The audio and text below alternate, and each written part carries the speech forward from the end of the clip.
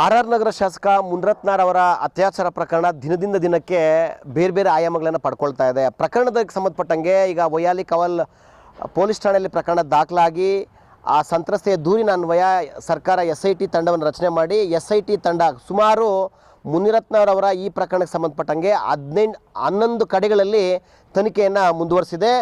ಈ ತನಿಖೆ ಈಗ ನಡೀತಾ ಇರತಕ್ಕಂಥ ತನಿಖೆ ರಾಜನಕುಂಟೆಯ ಸಿಂಗನಾಯಕನಹಳ್ಳಿಯ ಶ್ರೀನಿವಾಸ್ರವರು ಅಂದರೆ ಮುನಿರತ್ನರವರ ಗನ್ಮ್ಯಾನ್ ಆಗಿರ್ತಕ್ಕಂಥ ಶ್ರೀನಿವಾಸ್ರವರ ಮನೆ ಬಳಿಗೂ ಸಹ 11ಕ್ಕೂ ಹೆಚ್ಚು SIT ತಂಡ ಅಧಿಕಾರಿಗಳ ತಂಡ ಭೇಟಿ ಕೊಟ್ಟು ಪರಿಶೀಲನೆ ಮಾಡ್ತಾ ಇದ್ದಾರೆ.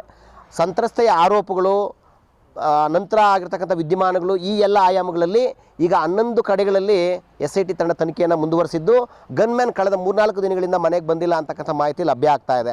ಗನ್ಮ್ಯಾನ್ ಪಾತ್ರ ಈ ಪ್ರಕರಣದಲ್ಲಿ ಏನು ಈಗಾಗಲೇ ಸಂತ್ರಸ್ತೆ ಮಾಡಿರ್ತಕ್ಕಂಥ ಆರೋಪಗಳಲ್ಲಿ ಈ ಗನ್ಮ್ಯಾನ್ ಶ್ರೀನಿವಾಸ್ ಆಂಧ್ರ ಮೂಲದ ಶ್ರೀನಿವಾಸ್ರವರ ಪಾತ್ರ ಇದೆಯಾ ಏನು ಎತ್ತ ಅನ್ನೋದ್ರ ಬಗ್ಗೆ SIT ಅಧಿಕಾರಿಗಳು ಪರಿಶೀಲನೆ ಮಾಡ್ತಾ ಇದ್ದಾರೆ. ಬೆಳಗ್ಗೆ 7 ಗಂಟೆಯಿಂದನೇ ಈಗ ಅಧಿಕಾರಿಗಳು ಮನೆ ಬಳಿ ಜಮಾವಣೆ ಆಗಿದ್ದು 2 ವಾಹನಗಳಲ್ಲಿ ಬಂದಿರತಕ್ಕಂಥ SIT ತಂಡ SP ಅವರ ನೇತೃತ್ವದಲ್ಲಿ ವಿಚಾರಣೆಯನ್ನು ಮುಂದುವರಿಸಿದ್ದಾರೆ. ಈ ಪ್ರಕರಣದಲ್ಲಿ ಗನ್ಮ್ಯಾನ್ ಪಾತ್ರ ನಿಜವಾಗ್ಲೂ ಇದೆಯಾ, ಶ್ರೀನಿವಾಸ್ ಯಾವ ಆಯಾಮಗಳಲ್ಲಿ ಯಾವ ರೀತಿ ಮುನಿರತ್ನರವರ ಈ ಕೃತ್ಯಕ್ಕೆ ನೆರವಾಗಿದ್ರು ಏನು ಎತ್ತ ಅನ್ನೋದ್ರ ಬಗ್ಗೆ ಅವರ ಕುಟುಂಬಸ್ಥರನ್ನ ವಿಚಾರಣೆ ನಡೆಸ್ತಾ ಇದ್ದಾರೆ. ಆದಷ್ಟು ಬೇಗ ಈ ಪ್ರಕರಣ ಇತ್ಯರ್ಥವಾಗಲಿ, ಸಂತ್ರಸ್ತೆಗೆ ನ್ಯಾಯ ಸಿಗಲಿ.